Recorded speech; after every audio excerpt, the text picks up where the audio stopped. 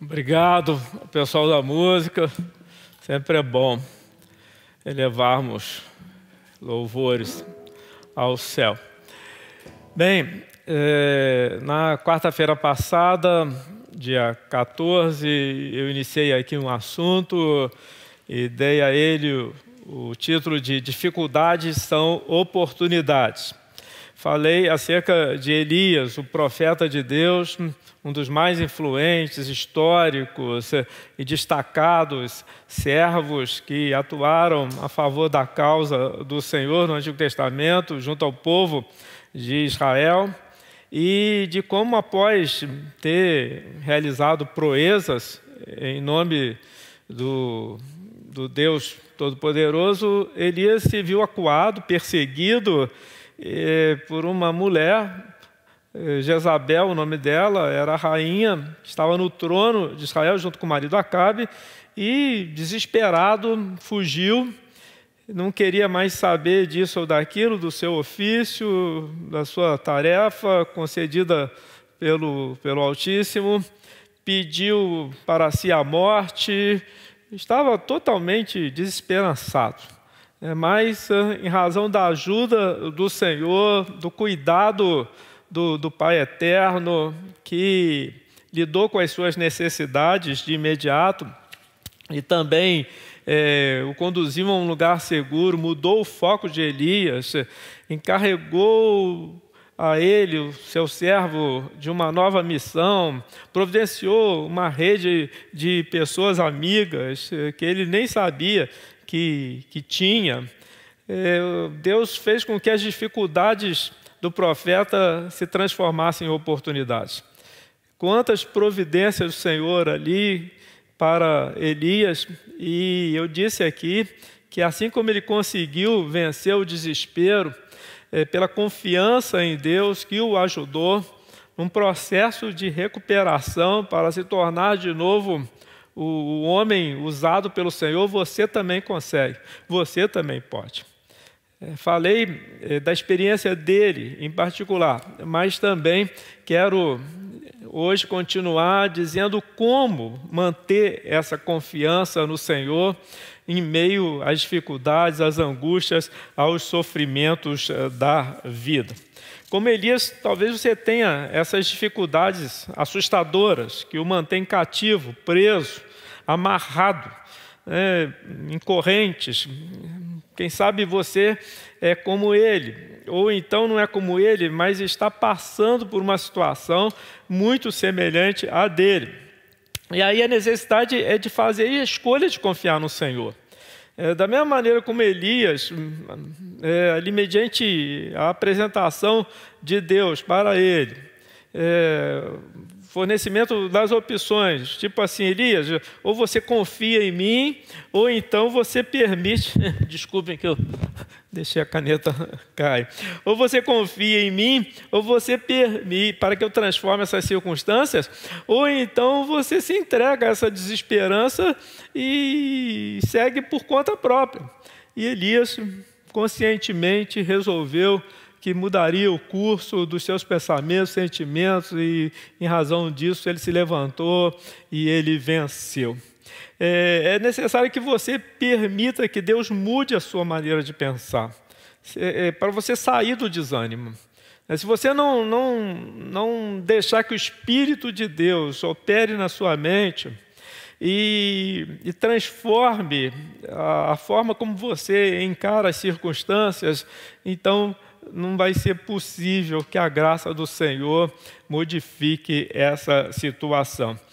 A adversidade tem que ser um canal para você conhecer mais a intimidade do Senhor. O infortúnio de acontecer algo que você não queria, de estar passando pela dificuldade, tem que ser uma maneira, e aí depende muito de você, das coisas ao fim resultarem em seu favor.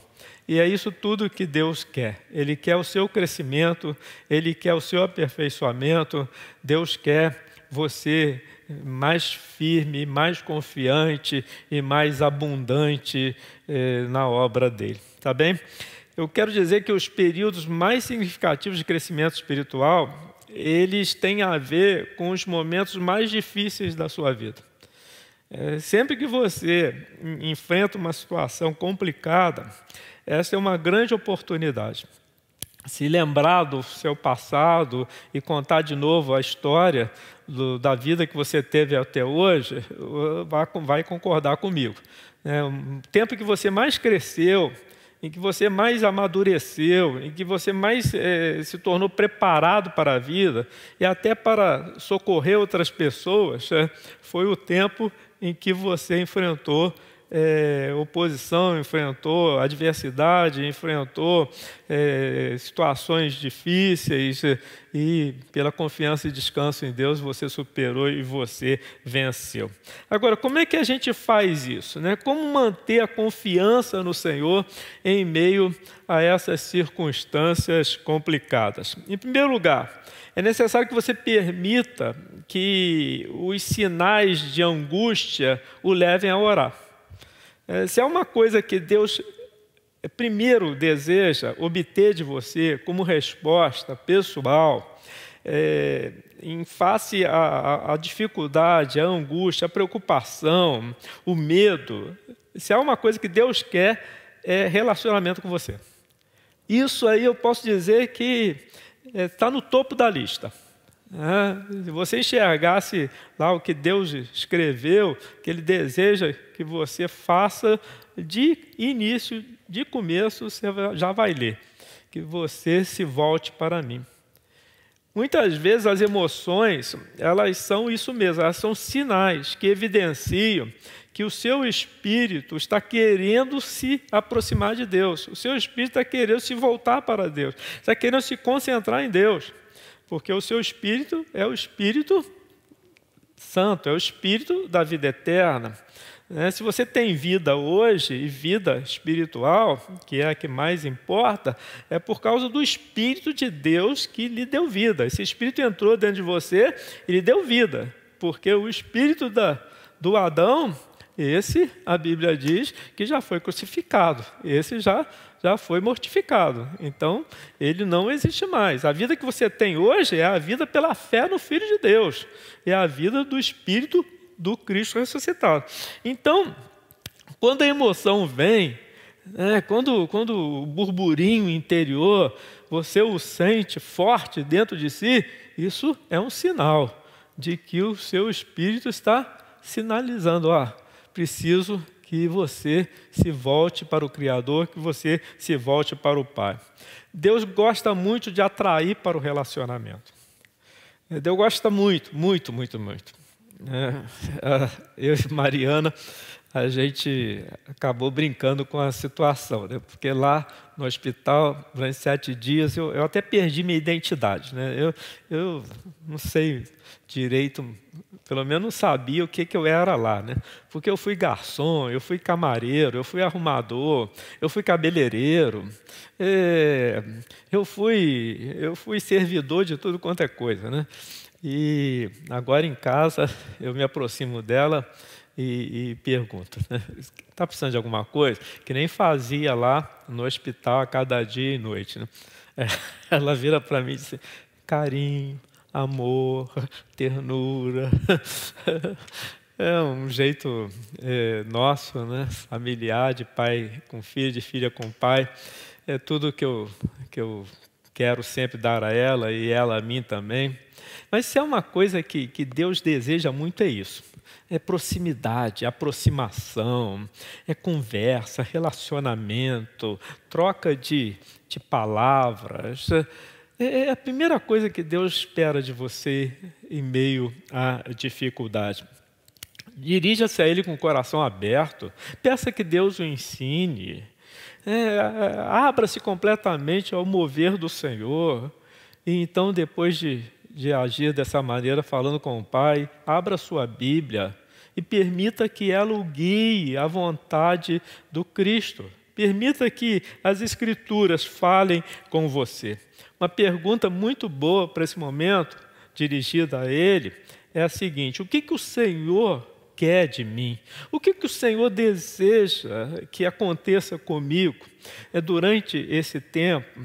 O que o Senhor quer fazer através de mim, aproveitando esse momento pelo qual está passando, embora de dor e de sofrimento? Então, a primeira coisa para você ter a confiança e superar o problema é permitir que os sinais, né, de suas emoções o levem a orar. A segunda coisa é fazer um balanço da sua vida. Você precisa, causar uma auditoria no seu interior. Estabelecer uma contabilidade. Considerar o que tem sido e como tem sido. Aproveitar o tempo. A gente fica recolhido, a gente fica meio que limitado nessas horas, né? Em razão das circunstâncias que restringem até nossa mobilidade, ou então nossa atividade profissional, etc. E é momento de aproveitar para fazer isso, um balanço. Às vezes a gente está lutando contra o cansaço, está lutando contra a frustração, está lutando contra o isolamento, está lutando contra a angústia, está lutando contra a preocupação, está lutando contra o medo. Se isso é verdade, se isso realmente acontece, e há um embate aí, há uma guerra aí, a gente querendo se livrar desses sentimentos e emoções que estão mais fazendo mal do que abençoando, etc. Você tem que... Espera aí. Será que o inimigo, o adversário, o diabo, Satanás, está querendo se aproveitar de tudo isso para se estabelecer com tendência, com inclinação, né, no meu pensamento, no meu sentimento? Será que se eu der margem a isso, der curso a isso, a essa linha de pensamento, a essa linha de sentimento, será que ele não vai alcançar vantagem sobre mim? E responder a essa pergunta para si mesmo. Muitas vezes é exatamente o que ele quer. Ele quer que você continue indo nessa direção aí, direção caída, direção quebrada, direção sem sustento, ao contrário, em fraqueza, cada vez se afundando mais no turbilhão bagunçado dos pensamentos, etc., que se degladiam um contra o outro, querendo mesmo arruinar seu íntimo, querendo minar sua força. Será que Satanás não vai alcançar vantagem aí? Essa é uma análise que é necessária ser feita. Sempre que você estiver preocupado, sempre que você estiver ansioso, uma das primeiras coisas a fazer, primeiro a gente já viu que é falar com Deus, é voltar-se para Ele e de novo relacionar, certo? Ficar íntimo do Senhor. E a segunda coisa é essa, é fazer um balanço. Então o que você tem que fazer? Para. Mas parar com o quê? Para com agitação mental, para com barulho emocional. É aqui que está o governo, aqui no seu pensamento, certo? A Bíblia diz que assim como alguém pensa que é, assim a pessoa é. Se você pensa que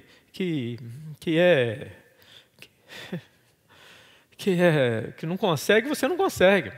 Mas se você, pela fé em Deus, você se reveste de força e confia que você consegue, então você vai conseguir. Então é necessário parar. Uma outra coisa que você tem que fazer é reabastecer. Reabastecer-se com fé. Reabastecer-se do consolo do Senhor. Reabastecer-se da paciência das Escrituras. Reabastecer-se com a esperança de dias melhores. E então você precisa buscar a orientação do Senhor. Então, parar com a agitação emocional, parar com o barulho dos pensamentos, reabastecer com fé o seu interior, de tudo aquilo que é proveitoso, tudo aquilo que edifica você, e então buscar a orientação do Senhor. Deus vai dar a você a capacidade e Deus vai instruir você para suportar qualquer problema que vier a enfrentar. E outra coisa, ao passar por dificuldades, provações, esse é um outro balanço, análise que é necessário fazer. Talvez você tenha que rever seu lado social. Há muita gente isolada, muita gente distanciada, muita gente afastada das pessoas. Gente que não tem amigos, porque não se oferece, porque não está presente, porque toma a decisão de ficar à parte. É necessário ter amigos. Você precisa de amigos. A Bíblia diz que há amigo que é mais chegado do que um irmão na carne, irmão do ponto de vista físico. Isso aí é uma contabilidade que você precisa fazer. Onde é que estão os seus amigos? Quem são os seus amigos? Às vezes, dentro da própria casa e família, você não tem amigos. Você não tem liberdade, você não tem intimidade para recorrer a eles, para contar uma situação, para pedir um socorro. Então, precisa fazer um balanço, uma análise da própria vida. Em terceiro lugar, é necessário insistir com os planos do Senhor para a sua vida. Bem, então eu devo permitir que tudo que eu estou sentindo me leve a orar, me leve a falar com Deus, me leve a relacionar com Ele. Sim, isso é verdade. Eu devo não apenas isso, mas eu devo fazer um balanço, uma análise, uma contabilidade da minha vida, voltar um pouco atrás e lembrar de como tem sido, e do que, na verdade, está acontecendo, e do quanto pode mudar, e mudar para o bem, se eu tomar as decisões e fizer as escolhas acertadas. Em terceiro lugar, eu tenho que insistir nos planos de Deus para com a minha vida. Uma das mais importantes minas de ouro nos Estados Unidos foi descoberta, logo um pouco de tempo depois que um mineiro antigo a tinha abandonado. E a tinha abandonado porque durante muito tempo cavando, sem encontrar nada. E eis que, depois que ele se retirou, outros ali se dedicaram e apenas a mais 5 centímetros encontraram aquela riqueza toda.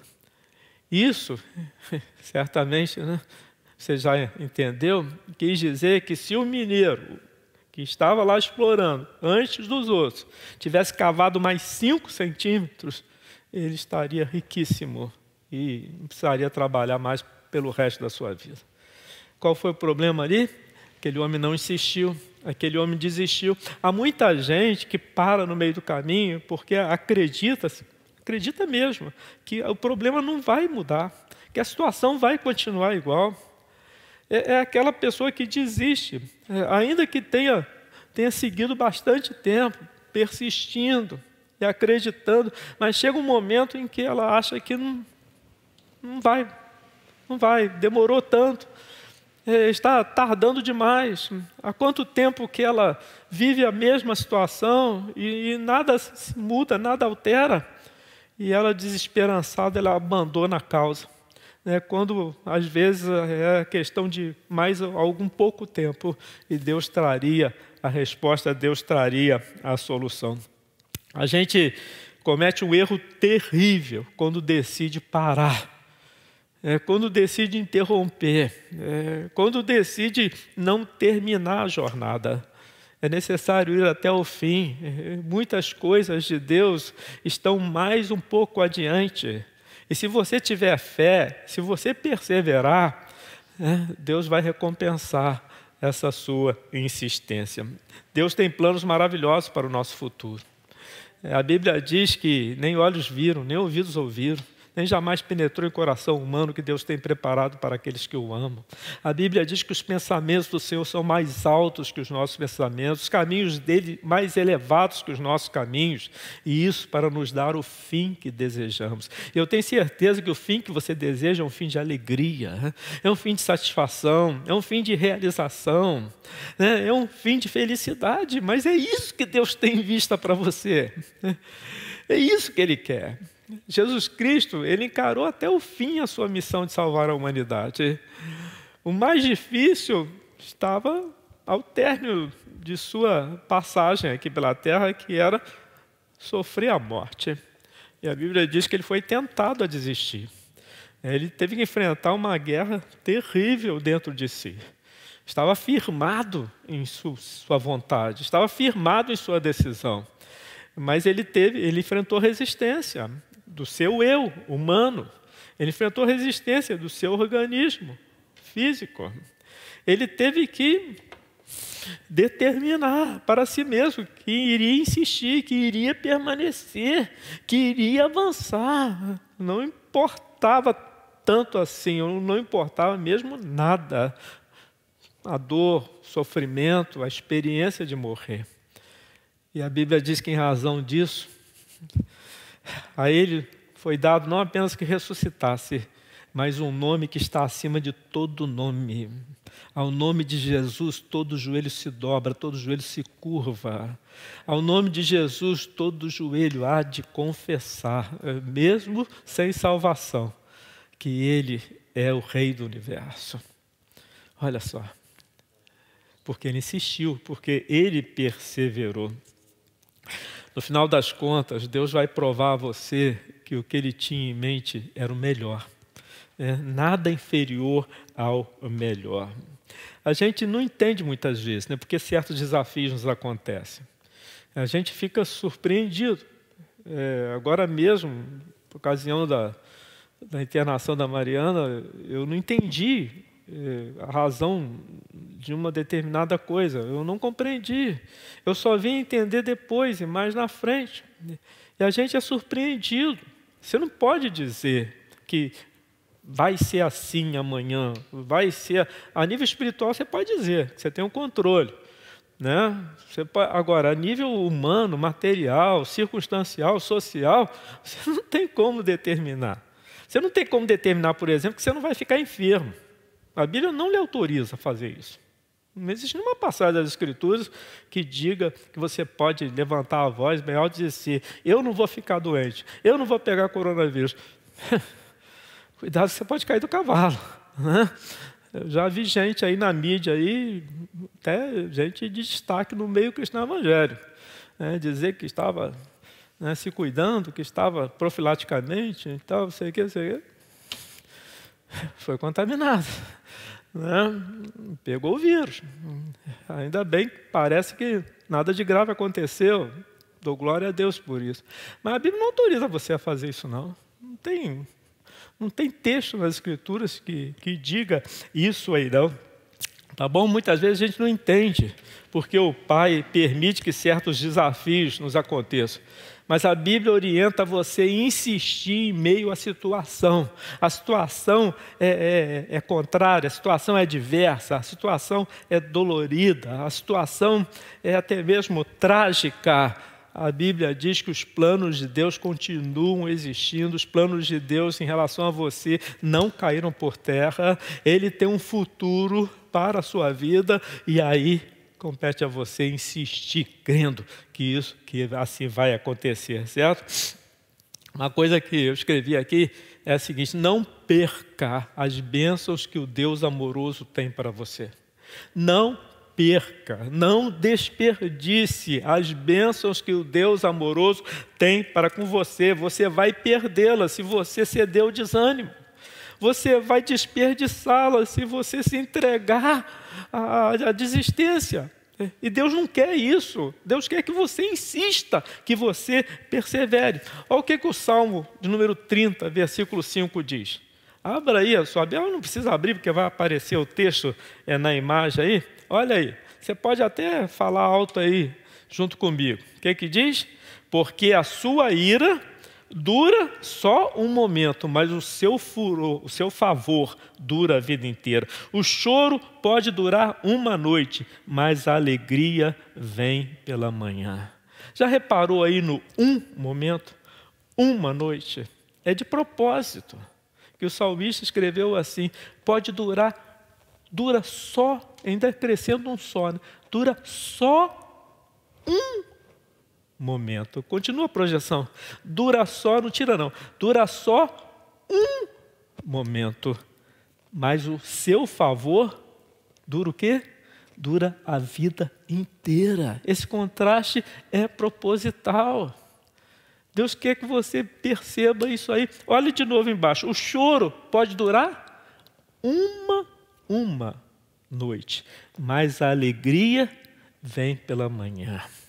Ou seja, amanhã com o sentido de permanente, de algo duradouro, em razão do contraste com uma noite. Essa palavra de Deus para você, essa palavra de Deus para a minha vida. É necessário que a gente se mantenha focado no centro da vontade de Deus e cumpra os planos dele, porque a Escritura nos dá essa esperança. Então, como manter-se confiante em meio às dificuldades da vida? Em primeiro lugar, permita, né, que os sinais emocionais o levem a orar. Em segundo lugar, faça um balanço da sua vida. Faça uma análise do que ela tem sido até agora, do que ela pode vir a ser. Em terceiro lugar, insista nos planos de Deus, nos planos que Ele tem para com você. Não desista em meio à adversidade. Em quarto lugar, aceite quem Deus diz que você é. É o que Deus diz que você é que é a verdade, é que é a realidade. O que você acha que você muitas vezes não corresponde à realidade. A gente tem uma mania de reduzir o nosso senso de valor, né? De acreditar que nós não merecemos, de achar, do ponto de vista de graça, favor de Deus, justiça que Ele nos imputou em Cristo, é claro que a gente não merecia, não merece, é tudo presente do céu, certo? E se quisermos pagar, não vamos ter condições para isso, e Deus nem vai aceitar, e não é por aí, certo? Mas a gente tem a mania de nos autodesvalorizarmos. E aí, isso aí às vezes parece uma questão de humildade, mas não é não, entendeu? É um pensamento errado acerca de quem nós somos. A gente pega essas emoções dolorosas que sentimos e por meio delas ficamos achando que o que nos está acontecendo é porque a gente tem menos importância para Deus ou tem menos valor do que as outras pessoas.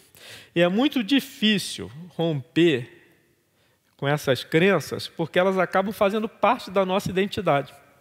Você associa tanto o pensamento, o sentimento de que é assim, de que nasceu assim, de que vai ser assim, de que vai precisar sempre depender de um fator externo, de uma circunstância que é estranha a você, para se sentir bem, para melhorar, que aquilo passa a fazer parte da sua identidade. E você começa a se definir a partir dali ou junto com aquilo ali. Agora, o trabalho que você tem não deve ser o de desculpar suas limitações ou de apresentar desculpas para as suas falhas. Não é esse o trabalho que você tem que ter. O trabalho que você tem que ter é o trabalho de descobrir e de entender qual é a revelação de Deus acerca de você mesmo. Olha 2 Coríntios aí, capítulo 12, versículos 7 a 10. O que diz aí? 2 Coríntios, capítulo 12, versículo 7 a 10. Diz aí que você tem que concentrar a atenção no Senhor e receber a força que vem dEle. Esse texto aí fala, né, para resumir, Paulo está dizendo o seguinte: olha, eu sou fraco, né, e eu vivo em fraqueza. É isso que Paulo está dizendo a respeito dele. Eu sou fraco e eu vivo em fraqueza. Mas Paulo só diz isso, ou seja, reconhece que ele é fraco, que ele é limitado, que ele é restrito, que ele é dependente e que ele está sujeito continuamente a fraquezas, angústias, dores e perseguições e ameaças, etc. Paulo só fica nisso aí? Não. Vamos ler. 2 Coríntios 12, 10. E para que... 7, né? Primeiro versículo 7. Primeiro 7. Coloca no 7 aí. E para que eu não ficasse orgulhoso com a grandeza das revelações, foi-me posto um espinho na carne, mensageiro de Satanás para me esbofetear a fim de que eu não me exalte. Versículo 8. 3 vezes pedi ao Senhor que o afastasse de mim. Agora, repara no versículo 9. Olha o 9. Então ele me disse: a minha graça é o que basta para você. Paulo está dizendo assim, ó, eu não estou aguentando, né? Tem um espinho na carne me batendo o tempo todo, me dando bofetada, né? E isso, para não me exaltar, eu até entendo, mas o problema é a situação em si. Isso está me perturbando, está me incomodando, que no versículo 8 ele fala assim, ó, 3 vezes pedi ao Senhor para afastar esse espinho na carne de mim. Aí no versículo 9, então o Senhor me disse, a minha graça é o que basta para você, porque o poder se aperfeiçoa na fraqueza.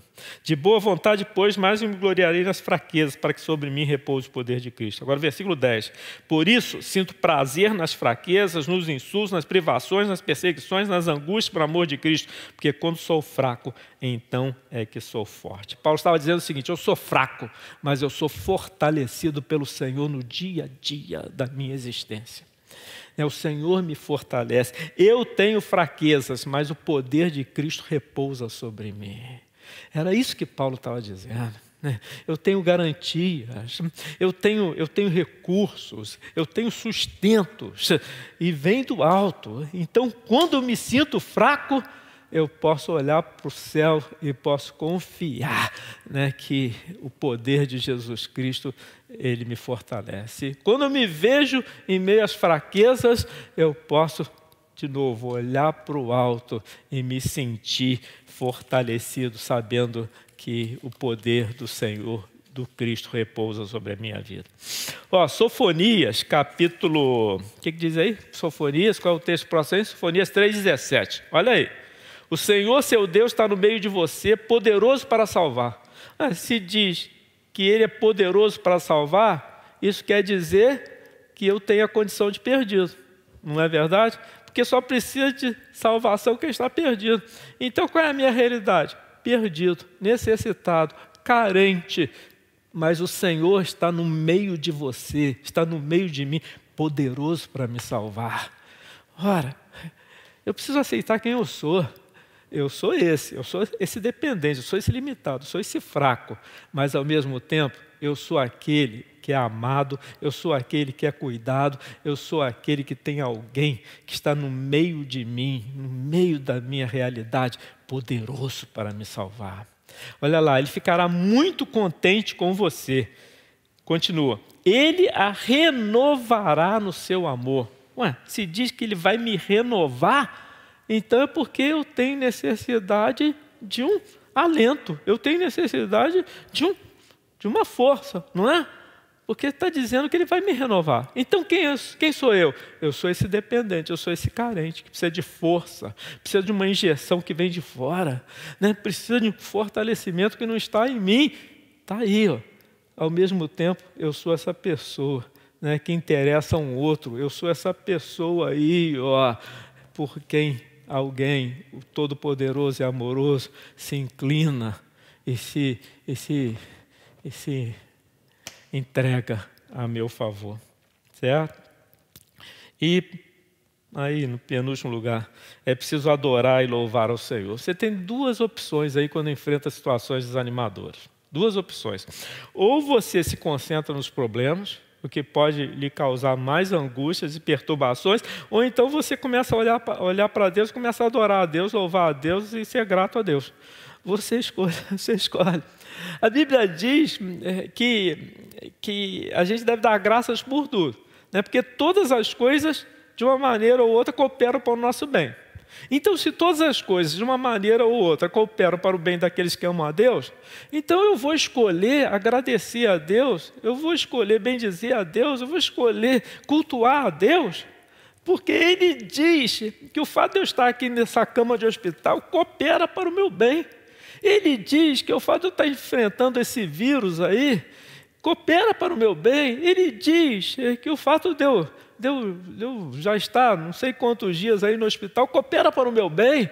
Então, eu vou adorar, eu vou louvar ao Senhor. Bem, mas quem é o Senhor para você? Eu vou lhe dar aqui alguns nomes dele, para você se inspirar a fim de cultuá-lo.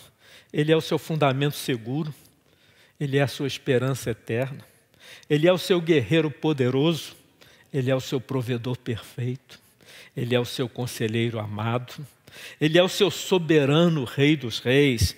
Ele é o seu incomparável protetor. Ele é o seu grande médico. Ele é o seu amigo de todas as horas.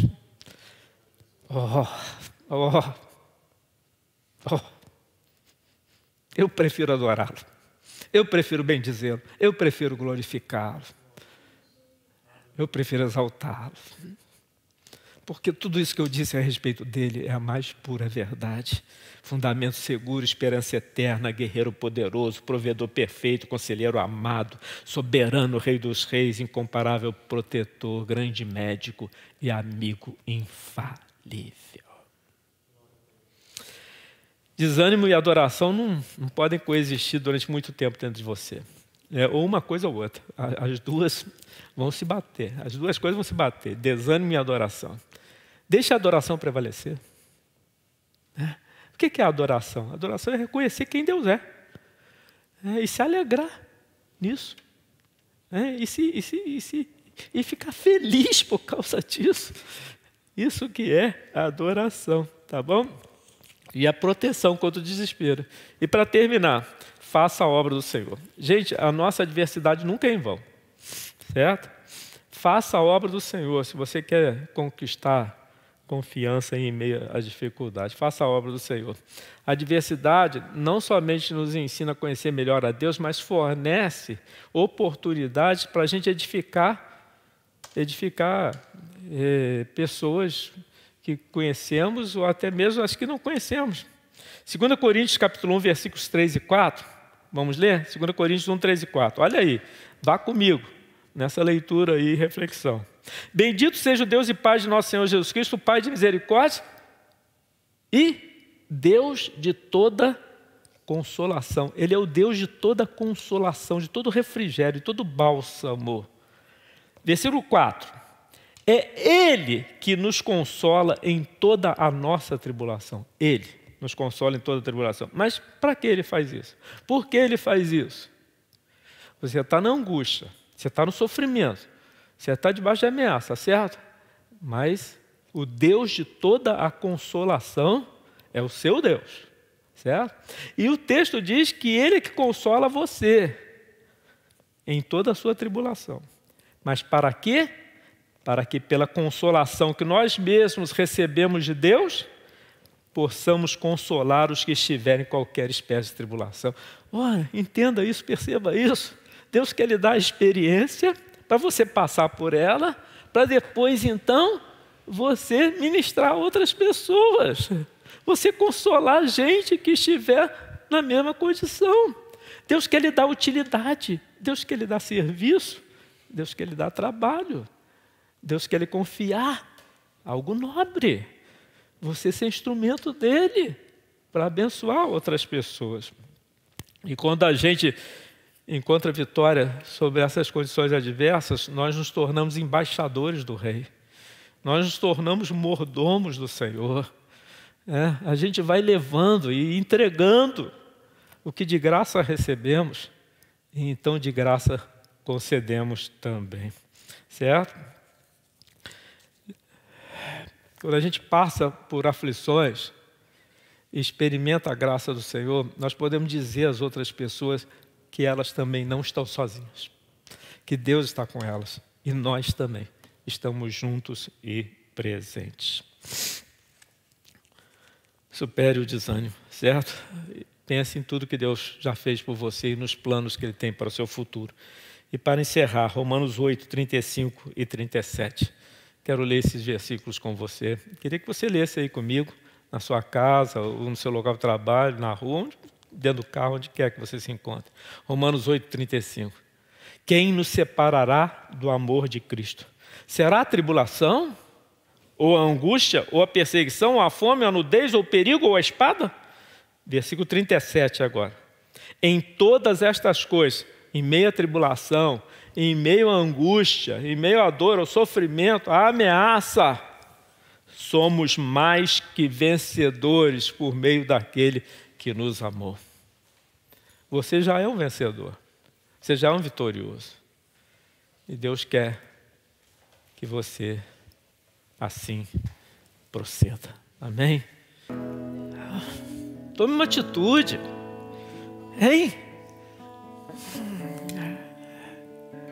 Falar com o Senhor.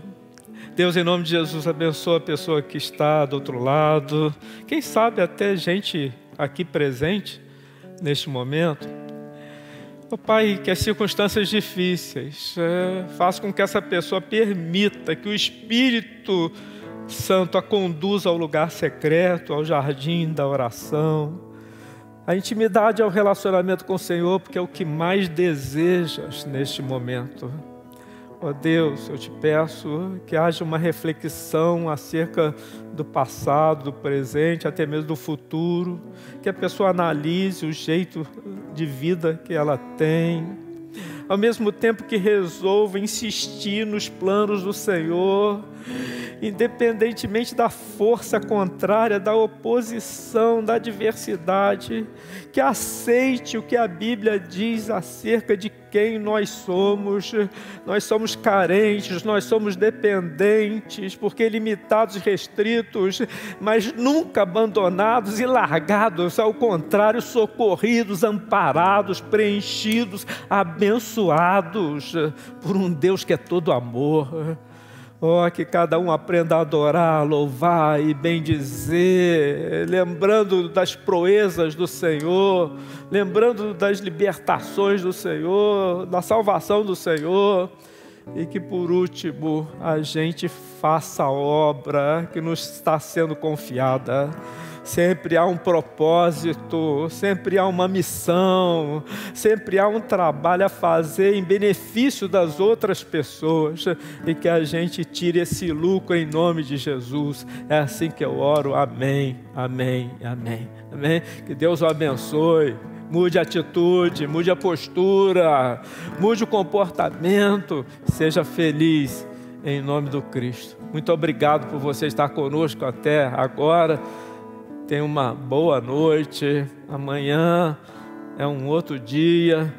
É o dia em que a misericórdia do Senhor vai ser renovada sobre a sua vida, porque assim a Escritura declara. As misericórdias dele não têm fim, mas renovam-se a cada noite, a cada manhã.